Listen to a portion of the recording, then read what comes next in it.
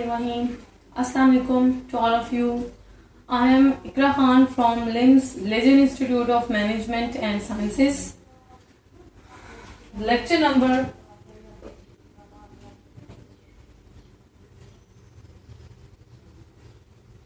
4.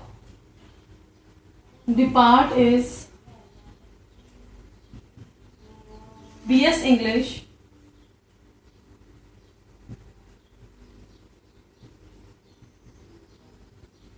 Fourth semester.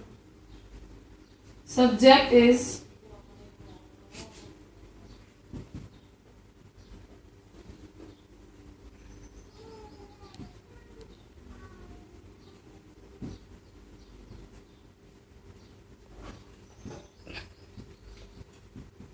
morphology and syntax. Topic is today's our topic is morphomic analysis.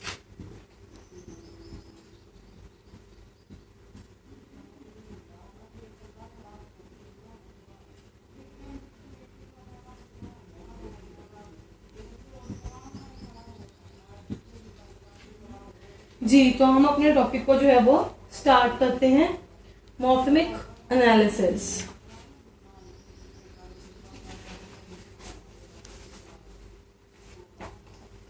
First of all, what is morphology? Again हम इसको थोड़ा सा इसके analysis जो है वो करेंगे, हमें पता चलेगा कि क्या है मॉर्फोलॉजी.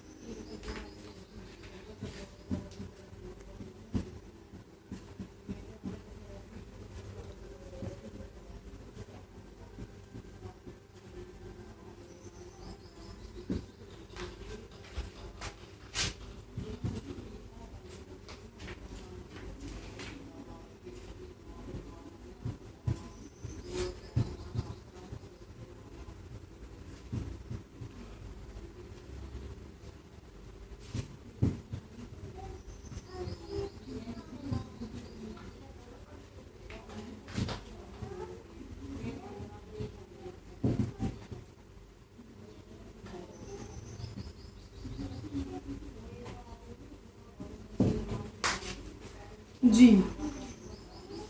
सबसे पहले आप इस चीज़ को समझ गए हैं कि मॉर्फोलॉजी जो है वो क्या है। जब हम देखते हैं मॉर्फेमिक एनालिसिस में, तो हम देखते हैं कि मॉर्फोलॉजी जो है वो is a branch of grammar, branch है ग्रामर की, विच स्टडीज द स्ट्रक्चर और फॉर्म्स ऑफ वर्ड्स, जो कि स्टडी करती है स्ट्रक्चर और फॉर्म्स पर, अल्फाज के यानी वर्ड्स के फॉर्म्स और स्ट्रक्चर पर जो है वो मॉर्फोलॉजी स्टडी करती है। It is traditionally distinguished from syntax, ये सिंटेक्स से जो है वो डिस्टिंग्विश है, उससे रिलेटेड है, which deals with rules governing the combination of words in sentence, जो कि जितने भी सेंटेंस में वर्ड्स यूज होते हैं उन पर स्टडी करती है। It is generally divided into two fields, इसको टू फील्ड्स पर जो है वो डिवाइड किया गया है। द स्टडी ऑफ इन्फ्लेक्शनल यानी इन्फ्लेक्शनल मॉर्फिम्स पर, एंड वर्ड फॉर्मेशन यानी जो लेक्सिकल और डेरिवेशनल मॉर्फोलॉजी भी जिसको कहा जाता है, इन दोनों पर जो है वो इसकी ये जो इन दोनों फील्ड्स में इसको डिवाइड किया गया है। डेरिवेशनल और मॉर्फोलॉजिकल और इन्फ्लेक्शनल आ जाएगा, और इसमें इन्फ्लेक्शनल के साथ आप इन्फ्लेक्शनल मॉर्फोलॉजी और लेक्सिकल को आप डेरिवेशनल मॉर्फोलॉजी जो है वो भी कह सकते हैं। ठीक है, अब हम बढ़ते हैं नेक्स्ट मॉर्फीम्स की तरफ के मॉर्फीम्स जो है मॉर्फेमिक एनालिसिस में मॉर्फीम्स को अगेन स्टडी करते हैं कि वो क्या है।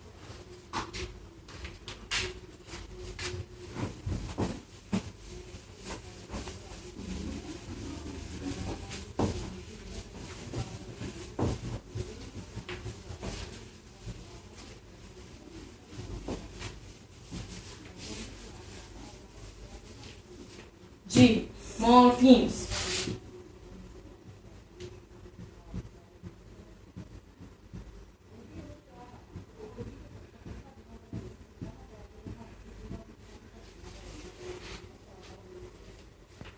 Morpheme is a minimal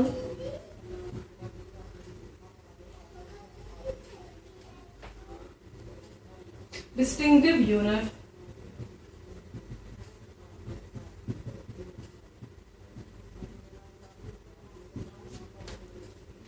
of grammar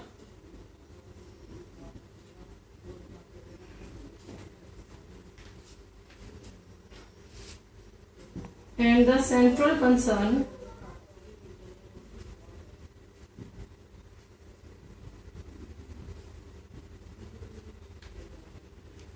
of morphology.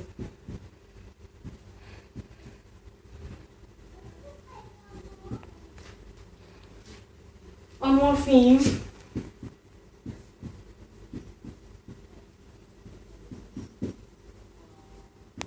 thus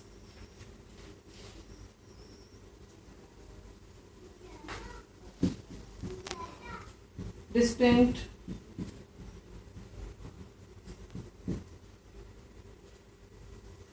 linguistic form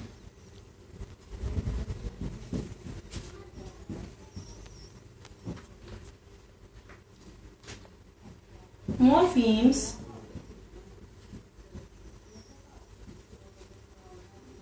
are classified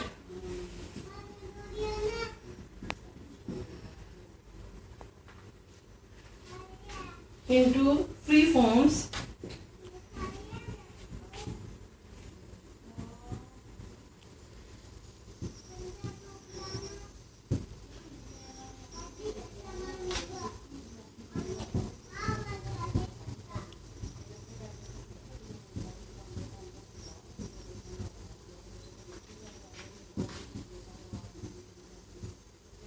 which can they occur separate.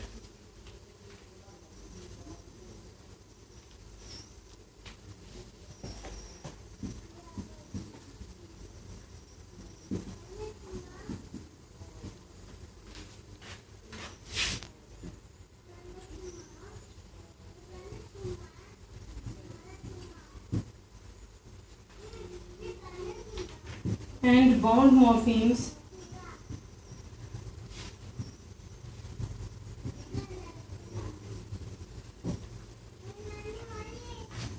which cannot stand occur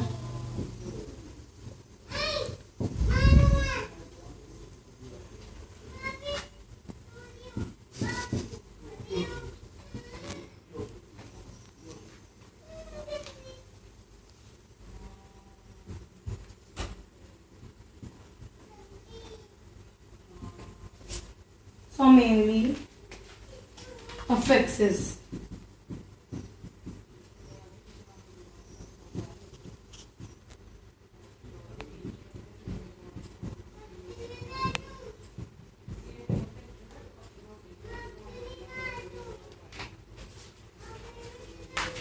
जी इसको एक बार अच्छी तरह से देख लें।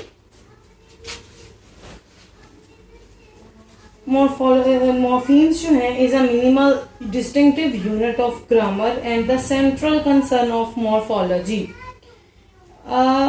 Morpheme thus is a distinct linguistic form. Morphemes are classified into free forms. जैसे कि मैंने आपको morphemes में इसकी types में पढ़ाया था कि free morphemes होते हैं और फिर bound morphemes होते हैं और उनकी आगे next further types थी वो भी पढ़ाई थी। तो इसमें जो है वो क्लासिफाइड किया जा रहा है इनको टू वेज में यानी टू टाइप्स में यानी फ्री मॉर्फीम्स और बाउंड मॉर्फीम्स। अब फ्री मॉर्फीम्स जो हैं वो क्या होते हैं? Free morphemes which can occur as separate word faith यानी जो सेपरेटली वर्ड जो है उनका वो स्टैंड कर रहे होते हैं। For example happy. And the bound morphemes जबकि जो बाउंड मॉर्फीम्स होते हैं which can not stand so mainly affects तो उनको जरूरत होती है अफेक्सेस की यानी कुछ ऐड करने की अपने साथ। फॉर एग्जांपल आई आर है, अन है, एल वाई ली है, ईटीसी इस तरह के डिफरेंट वर्ड्स जो है वो यूज करते हैं। जी अब हम देखते हैं आगे कि मॉर्फीम्स जो है वो किस तरह से इनकी टाइप्स को जो है वो कंप्लीट कर रहे होते हैं।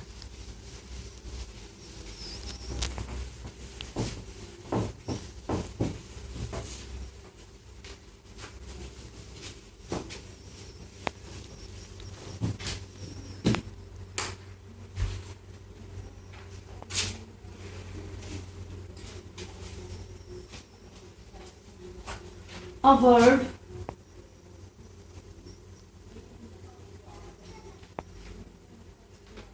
consisting of a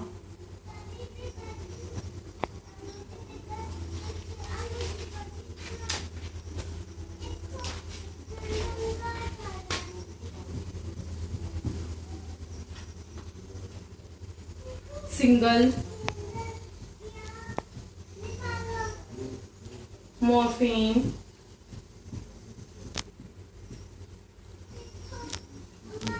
is a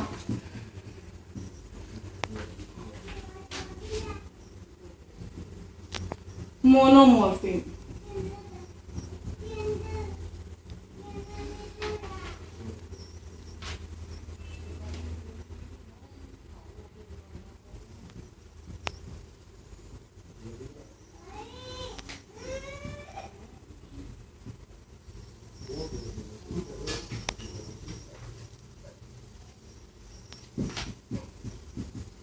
Its opposite is polymorphemic.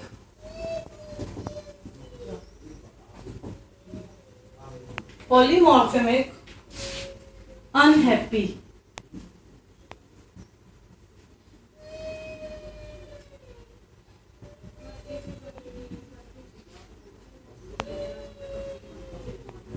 A morpheme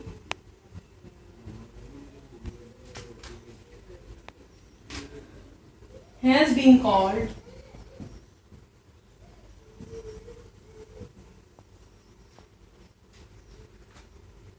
a grammatical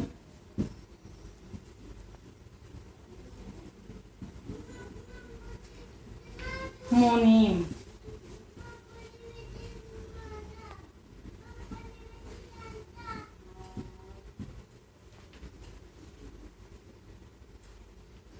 By Martin.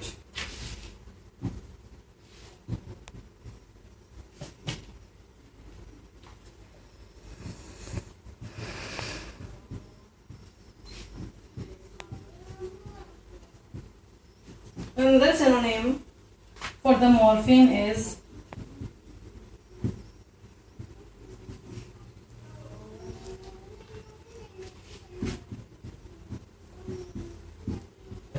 glossine.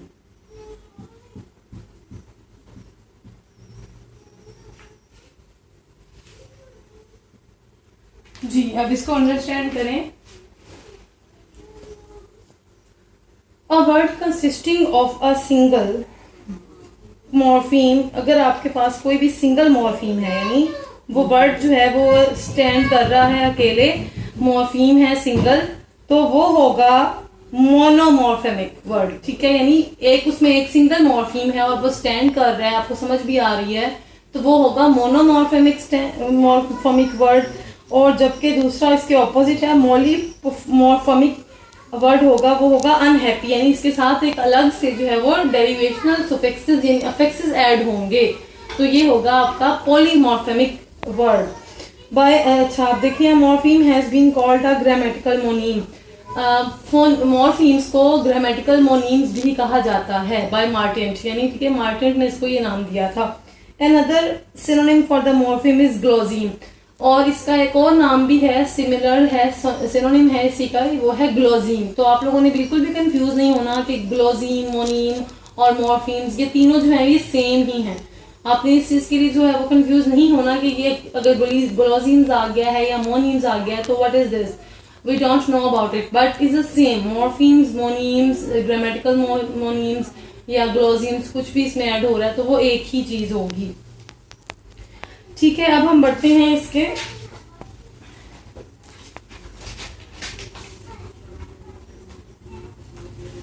Parts की तरफ के हमारे मॉर्फेमिक एनालिसिस में जो है वो क्या क्या चीजें इंक्लूड होती हैं।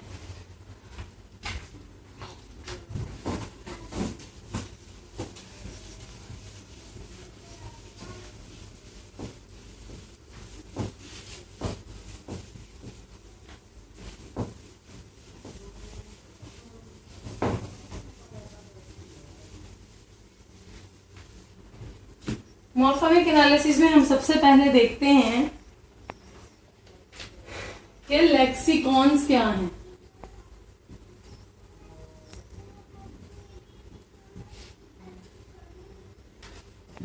The vocabulary of a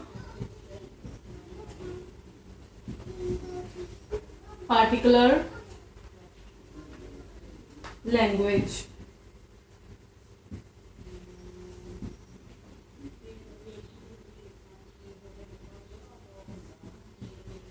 Field, social class,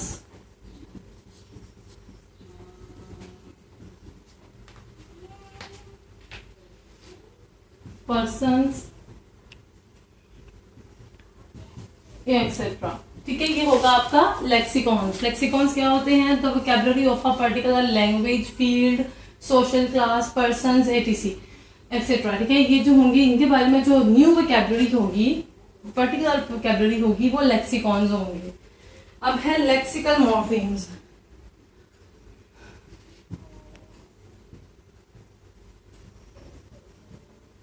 lexical morphemes जो हैं वो क्या होते हैं।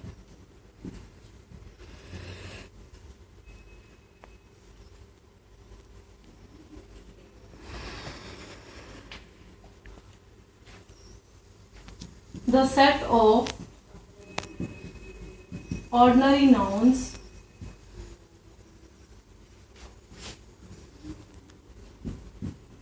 adjectives or verbs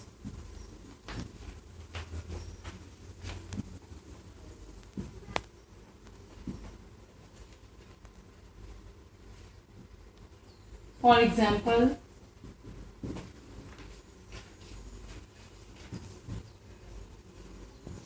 chair, pen, blue, brave, run, write, etc.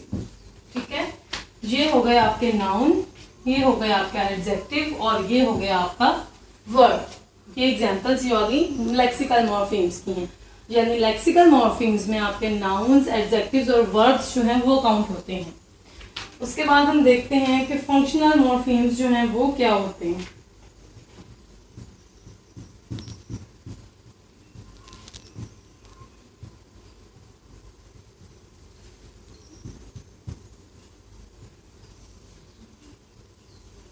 जी, हमने पहले पढ़ा लेक्सिकॉन्स क्या हैं, फिर लेक्सिकल मॉर्फीम्स को, अब हम देख रहे हैं फंक्शनल मॉर्फीम्स जो हैं वो क्या हैं।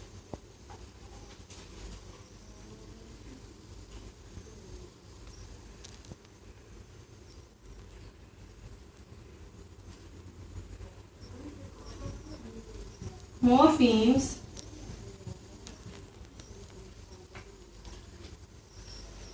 that consist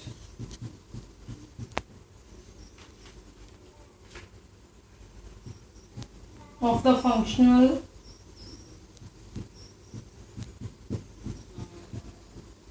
words in the language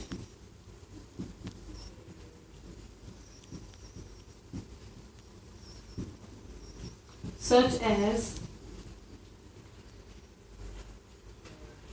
conjunctions,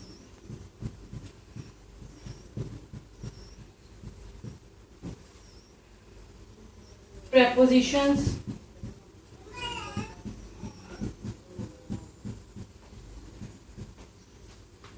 articles and pronouns.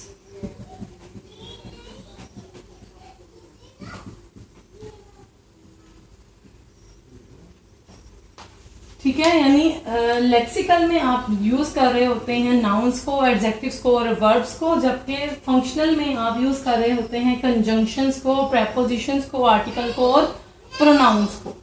अब इसकी भी एग्जांपल्स मैं आपको यहाँ बता देती हूँ कि कंजंक्शंस जो हैं वो क्या होंगे।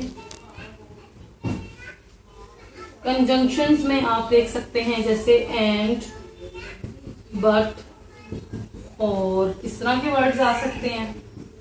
प्रेपोजिशंस में क्या होगा, इन, ऑन, अंडर, डिफरेंट, इस तरह के वर्ड्स होंगे। आर्टिकल्स 3 ही हैं, ए है, एन है और द है, जबकि pronouns he, she, it, we etcetera इस तरह के हैं।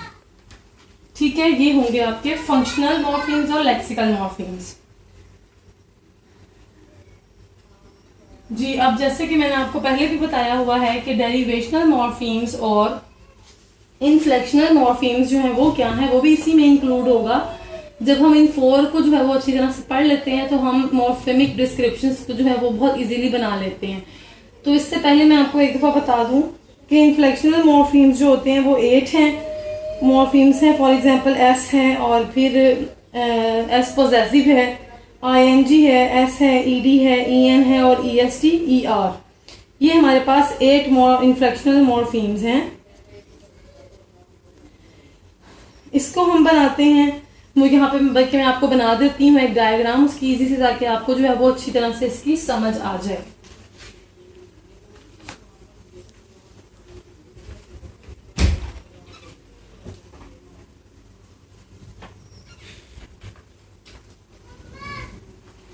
जी, इसको रेज कर देती हूँ। आई होप आपने ये अच्छी तरह से अंडरस्टैंड किया होगा। अब हम देखते हैं डेरिवेशनल और inflectional morphemes.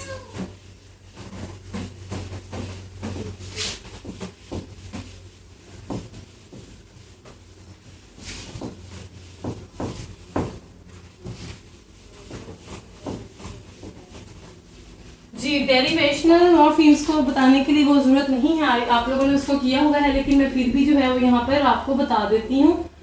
Derivational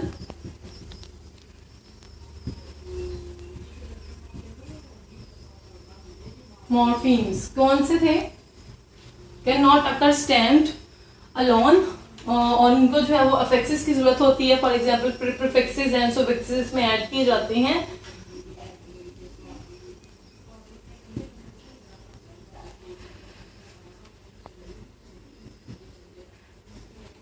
They need affixes.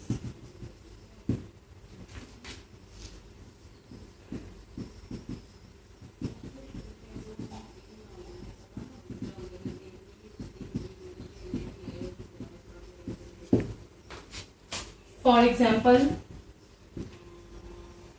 careless.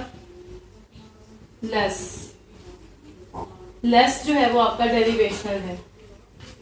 Unhappy,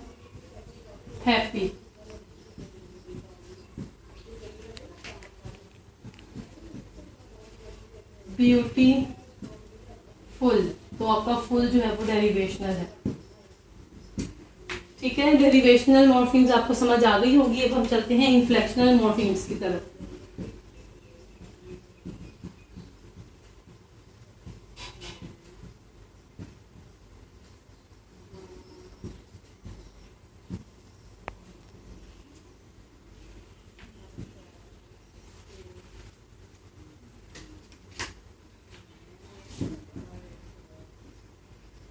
There are 8 inflectionals morphemes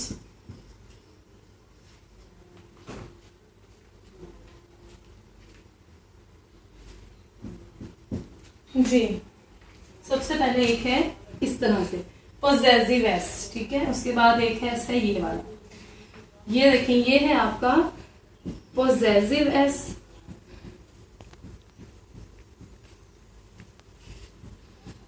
जैसे आप कहते हैं अलीज पेन, ठीक है। और ये वाला जो है ये यूज होता है प्लूरल में, यानी पेन्स, ठीक है। ये हो गया आपका पहला, दूसरा। अब हम तीसरे की तरफ आते हैं कि थर्ड क्या है। थर्ड है आपका ING। उसके बाद है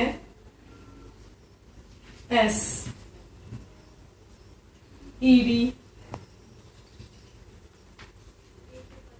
EN। अच्छा, अब ये जो चार है ना, ये चारों हैं आपके वर्ब से रिलेटेड, विद वर्ब, ठीक है। ये आपके चारों इन्फ्लेक्शनल मॉर्फीम्स जो हैं ये वर्ब से रिलेटेड है। इसमें आ सकता है present participle,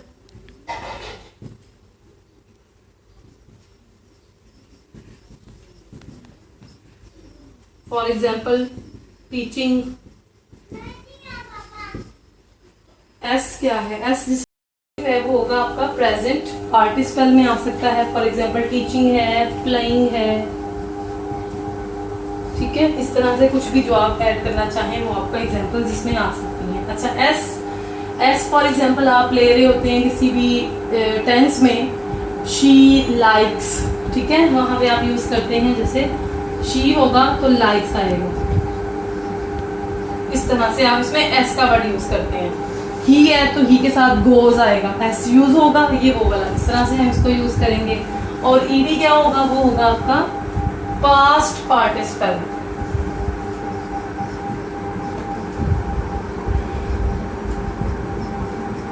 for example played, third form of verb आ जाती है ना।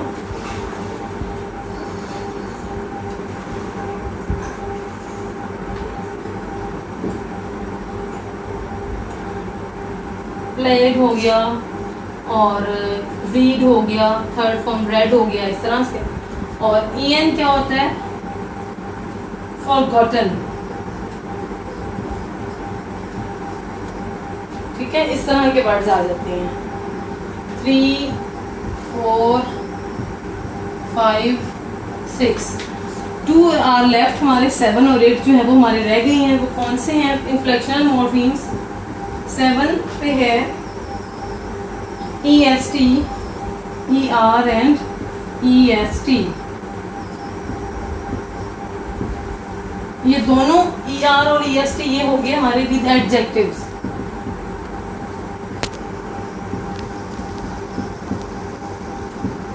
अच्छा, आप लोगों ने डिग्रीज ऑफ एडजेक्टिव जो है वो पढ़ी होंगी। एडजेक्टिव की डिग्रीज थी सिंपल यानी है, फिर उसके बाद कंपैरिजन है, कंपैरिजन डिग्री होती है, यानी उसके बाद आती है सुपरलेटिव डिग्री होती है, कंपैरिजन फिर सुपरलेटिव। तो ये वो होगी कंपैरिजन और ये होगी superlative degree. For example happier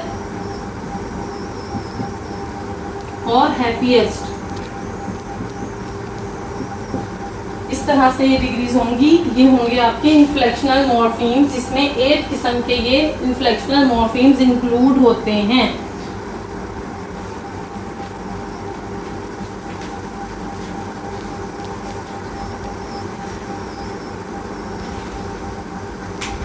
जी, अब मैं आपको बताती हूँ कि हम मॉर्फोमिक डिस्क्रिप्शन जो है वो कैसे करेंगे।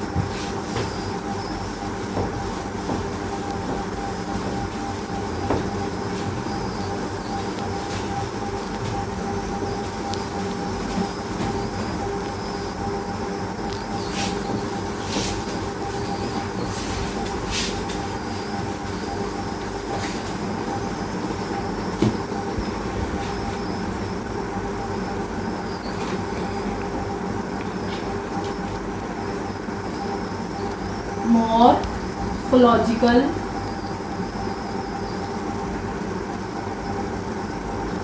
डिस्क्रिप्शन।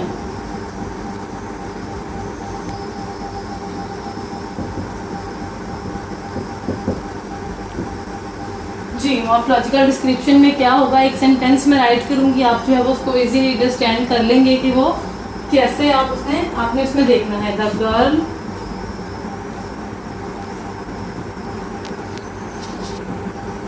The girls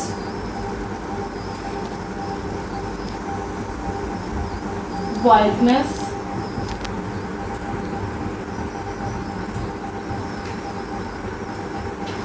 shocked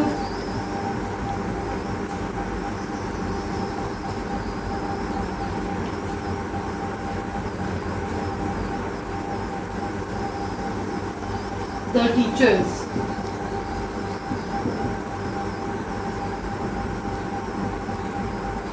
अब ये आपके पास एक सेंटेंस है, the girls wildness shocked the teachers. अब आपने इसमें मॉर्फोलॉजिकल डिस्क्रिप्शन के अकॉर्डिंग इसमें ईच वर्ड को, ईच मॉर्फीम्स को आपने डिस्क्राइब करना है कि वो क्या है, वो कौन सा मॉर्फीम है।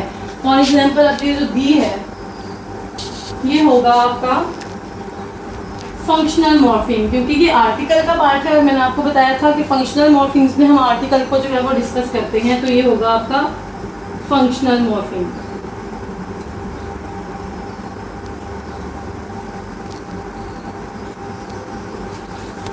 गर्ल नाउन है तो ये होगा आपका लेक्सिकल मॉर्फीम, क्योंकि नाउन हम लेक्सिकल में करते हैं डिस्कस। अच्छा, अब ये मैंने आपको बताया था, ये कौन सा था, इनफ्लेक्शनल मॉर्फीम्स में हम पोजेस यूज कर रहे होते हैं, तो ये होगा आपका इनफ्लेक्शनल।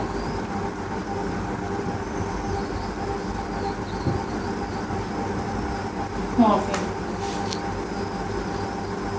वाइल्ड लेक्सिकल, क्योंकि ये भी नाउन है। नेस ये क्या है, डेरिवेशनल, हम इसमें अफेक्सेस यूज करते हैं, प्रीफिक्सेस एंड सुफिक्सेस। तो ये नेस जो है ये होगा डेरिवेशनल।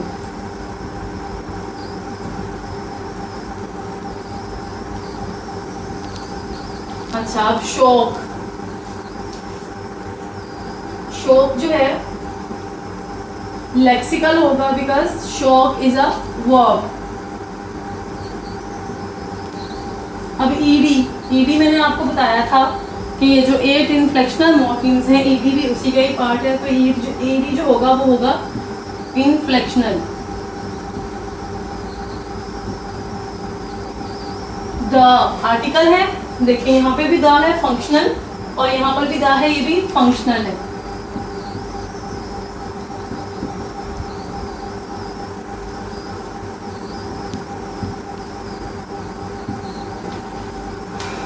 टीचर, टीच, सबसे पहले आपने इसको देखना है, टीच ये वर्ड है, तो वर्ड है टीच, टीच जो होगा वो होगा आपका लेक्सिकल।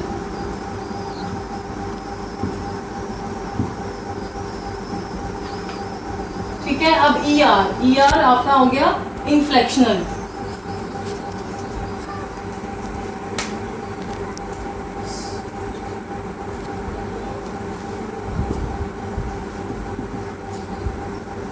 और एस जो है वो आपका हो गया इनफ्लेक्शनल। ठीक है, ये इस तरह से आपने मॉर्फोलॉजिकल डिस्क्रिप्शन को डिफाइन करना है कि ये जो है वो क्या है। मॉर्फोलॉजिकल डिस्क्रिप्शन में the girls wildness shock the teachers, हमने देखा कि जो द है बिकॉज ये आर्टिकल है, आर्टिकल जो है वो हम फंक्शनल मॉर्फीम्स में यूज करते हैं, तो हमने यहाँ पे द जो है वो फंक्शनल मॉर्फीम राइट कर दिया। गर्ल जो कि नाउन है, नाउन हम यूज़ करते हैं लेक्सिकल मॉर्फीम्स में। तो लेक्सिकल हमने उसके नीचे मेंशन कर दिया। अच्छा, इसके साथ पोजेस यूज़ किया गया था, कोमा हमने ऊपर लगाया और एस लगाया, तो ये पोजेसिव नाउन है, इसको हम यूज़ करते हैं इन्फ्लेक्शनल मॉर्फीम्स में। जैसे कि मैंने आपको बताया था कि 8 मॉर्फीम्स होती हैं इन्फ्लेक्शनल, तो ये इन्फ्लेक्शनल हो गया। अब वाइल्डनेस है, लेकिन हम वाइल्डनेस को जब हम अलग अलग देखते हैं, वाइल्ड जो है वो लेक्सिकल है बिकॉज नाउन, और नेस्ट जो है वो डेरिवेशनल है बिकॉज ये सुफिक्सेस, प्रीफिक्सेस, इनफिक्सेस यानी अफिक्सेस में आ रहा होता है, तो ये डेरिवेशनल है।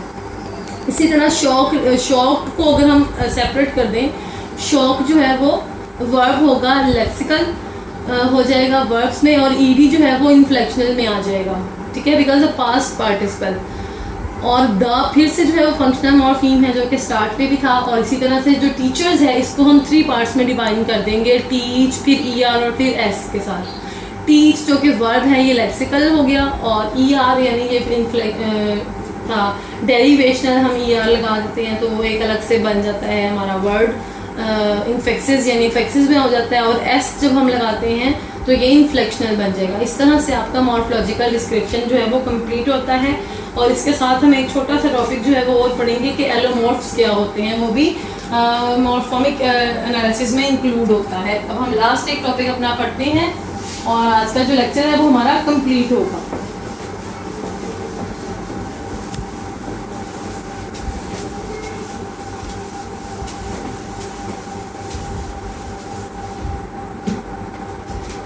Allomorph is the last topic of morphemic analysis. Allomorph क्या होते हैं? Allomorphs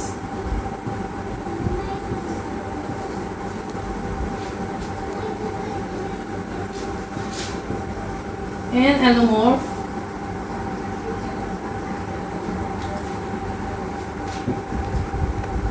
is a linguistic term for a variant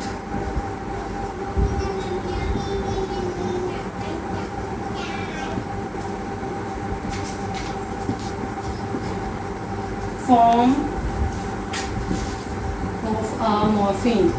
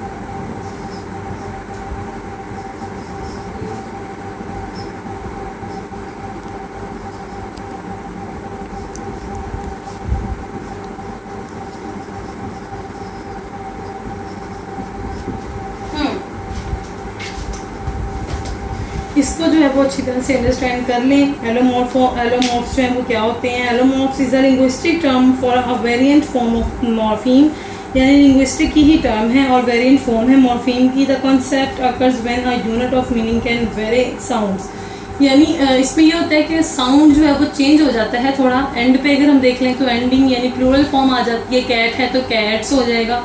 थोड़ा सा जो है वो साउंड में चेंजिंग हो जाती है इसके फोनोलॉजिकली विदाउट चेंजिंग मीनिंग, लेकिन इसका मीनिंग चेंज नहीं होता, मीनिंग उसका वही रहता है। It is use in linguistic to explain the comprehensions of variations in sounds. ये यूज़ होते हैं लिंग्विस्टिक्स में इनके कम्प्रीहेंशंस को, यानी साउंड्स की वेरिएशन को स्पेसिफिक मॉर्फीम में चेंज करने के लिए। यानी हम इसमें सिर्फ एंडिंग पॉइंट चेंज कर देते हैं और वो हमारा बहुत अच्छा सा जो है वो एक वर्ड बन जाता है जिसमें साउंड तो चेंज होता है बट मीनिंग चेंज नहीं होता। अच्छा, इसकी एक और सिंपल सी डेफिनेशन है जो मैंने नीचे लास्ट पर राइट की है सेकंड 2 लाइंस में। अगर आप देखें, any of the versions of a morpheme, कि किसी भी मॉर्फीम का ऐसा version such as the plural ending, जिसमें एंडिंग जो है वो उसकी प्लूरल्स पे होती है, यानी उसमें प्लूरल फॉर्म बन जाती है, सिंगुलर से हटकर वो प्लूरल में चेंज हो जाते हैं, उसको हम एलोमॉर्फ कहते हैं। फॉर एग्जाम्पल एस है तो हम बैट के साथ अगर एस लगा देंगे तो वो बन जाएगा बैट्स, एस का साउंड दे रहा है। अच्छा, आगे है वो सेकंड एग्जाम्पल जिसमें जी का साउंड आ रहा है। फॉर एग्जाम्पल बग्स, बग्स के साथ हम एस लगाते हैं तो वो बग्स बन जाता है। और लास्ट वन है आईजी यानी ईज का साउंड, बस है तो बसेज, इज का साउंड आ जाता है। इस तरह से ये एलोफॉर्म होते हैं। आई होप आपने लेक्चर को बहुत अच्छे से अंडरस्टैंड किया होगा, आपको सारा लेक्चर अच्छी तरह से समझ भी आया होगा। ओके, आप लोगों से जो है वो फिर नेक्स्ट लेक्चर में इंशाल्लाह ताला होगी मुलाकात और आप लोगों को समझाऊंगी, देखूंगी कि कितना अच्छे से जो है वो आप अंडरस्टैंड करते हैं। तब तक के लिए अल्लाह हाफिज़, इजाज़त दें from limbs legend institute of management and sciences.